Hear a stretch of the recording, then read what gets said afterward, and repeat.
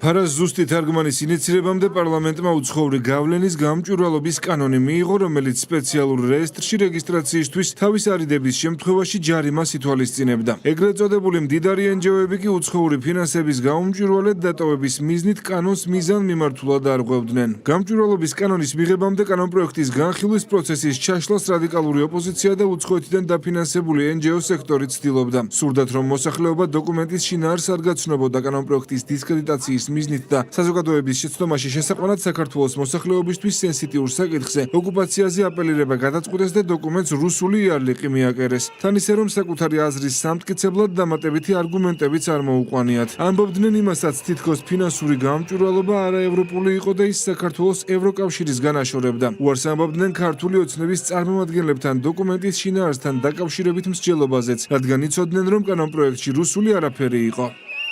ამ კანონპროექტის რეალური მიზანი სწორედ ეს არის, რომ მოახდინოს ჩვენ საზოგადოებაში კრიტიკული აზრის დელეგიტიმაცია. შესაძლებელია საქართველოს დაემშვიდობოს კანდიდატის სტატუსის მიღებას, თუ ჩვენ ამ კანონპროექტს მივიღებთ. თავს ვიკავებ, რომ არ შეგაგინო ირაკლია, დავაი ახლა თავი დამანებე რომ ვლაპარაკობ ნუმერები. თუ ევროკავშირში განაცხადი გვა გაკეთებული, ყველაფერი უნდა გავაკეთოთ. რო გითხრან, რომ ერთი კვირა ცალფეხზე უნდა იდგე, უნდა ვიდგეთ და გავაკეთოთ ყველაფერი. ამ პუტინისტებს დედა უნდა უტიროთ, ხალხო, რაზე მელაპარაკები? დედა უნდა უტიროთ. არ შევამე ამ კანონის განხილვაში, ვეტოს ყოველ შემთხვევაში დავადე.